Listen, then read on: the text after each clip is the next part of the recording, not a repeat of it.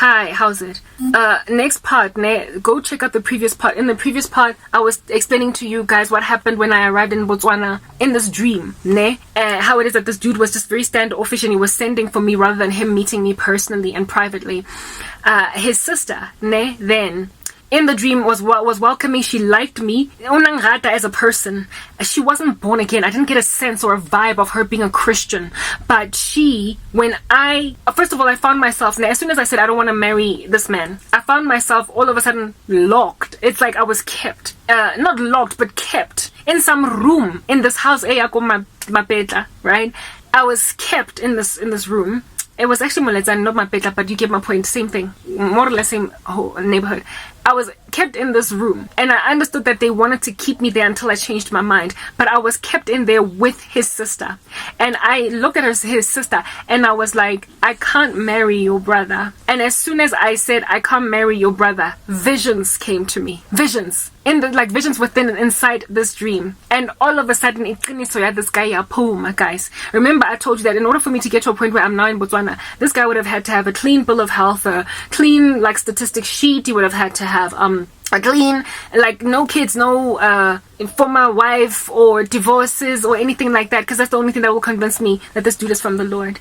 And therefore I would have had to believe that this guy has a clean slate, no baggage. But as soon as I told the sister, I don't want to marry your brother, all of a sudden I got a vision in the dream of this guy's, not so much, I don't know if it was an ex-wife or a baby mama, ne? In the dream, it was not confirmed if Mengui ex-wife or a baby mama. Nje, azang wamchata, kodwa, there were kids that were abandoned by him.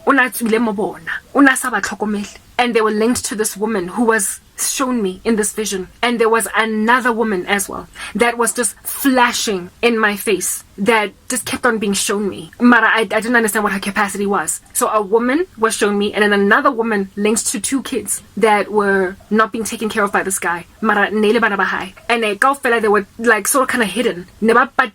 Almost as if though this guy wanted nothing to do with them. He wasn't taking responsibility. So I suspect that this woman might have been a wife or an ex-wife or umfazi or amkipela malobola. You know, black people think they can walk away from lobola. According under customary law, that's a whole marriage. You're married. It's a contract. It's been signed. It's sealed. But sometimes when you pay only half the lobola, or you only pay lobola, but you don't actually sign under customary law to become a wife or to become man and wife, signed under cause of this country, people think they can just run away from lobola like it's nothing. But it is a whole confirmation of a marriage according to the Bible. The moment you pay dowry for a woman, she's your wife. So these people that have paid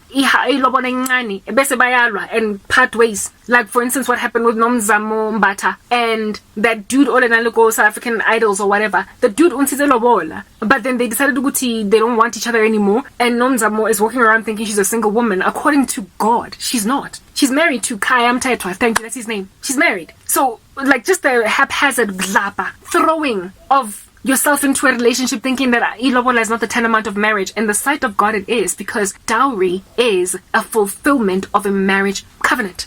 It is. And so I think that this woman, I never picked up wife vibes, but I picked up something like an unpreparedness to acknowledge that this is a marriage. And I have a feeling it's because ilobola was paid, but they broke up. And so they think they can just walk their separate ways, and that's not a marriage. Whereas it's recognized as such in the sight of Jesus.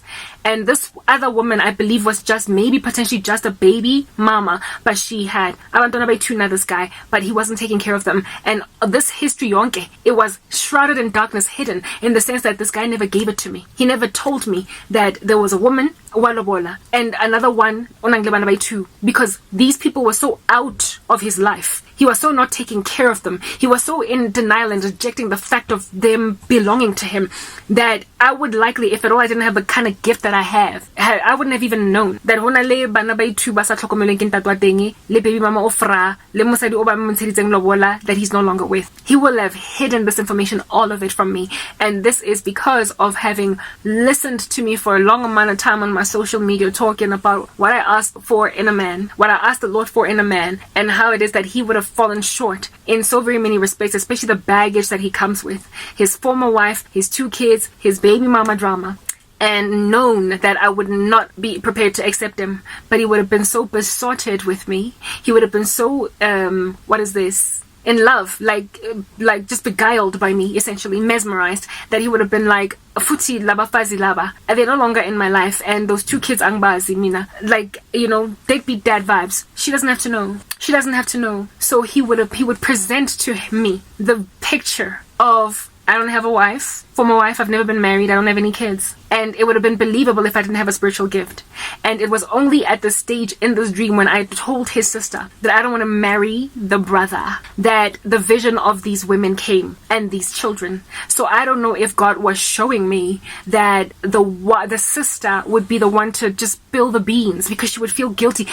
Like, this sister, like I said, she did not give me the vibes of a godly, virtuous woman that does not want a poor and unfortunate other godly, virtuous woman to find herself with a bad man. It's almost as if though she was in the world, right? Essentially a pagan, because I gauged a lot of like ancestral worship and practicing of funny little like dark arts in this household among even family members, right? But this woman had compassion for me because she looked into my life and looked at me and gauged my story and imagined that I've already suffered enough. I don't have this coming. Like the level of deception that the brother was about to enter me into. This woman looked at me and felt sorry for me. It was like she had compassion on the fact that I'd already gone through so much.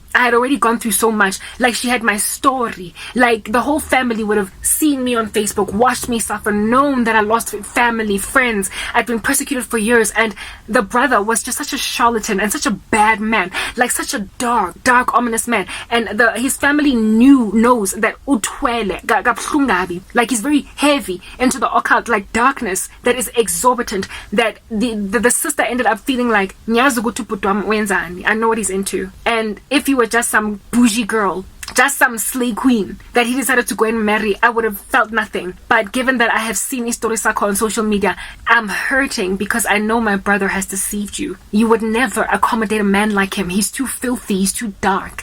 She looked at me like that. She felt sorry for me because she knew I'd been through hell and back, and that I was about to be put into more hell by her brother. So I suspect that in that dream I was being shown that as soon as I told her I don't want to marry your brother, she very likely, either I might have broken out into a vision, or she confessed to me to save me from her brother, because out of all the women he's brought along, I am the least deserving of this rubbish. And so Njefela, just as like a woman to woman, she decided to blurt out, you know what, my brother actually has got these two kids he's not taking care of, this one baby mama, this wife, and I can understand why you don't want to be with him because he's lied to you all along.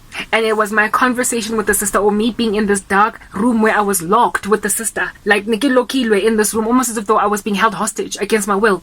It was in this room that the decision was sealed, and the sister agreed to help me escape. And I say the sister agreed to help me escape because as soon as I said, I'm not sure I want to do this, I'm not comfortable, this dude, remember, he was in the business of sending for me. Next part.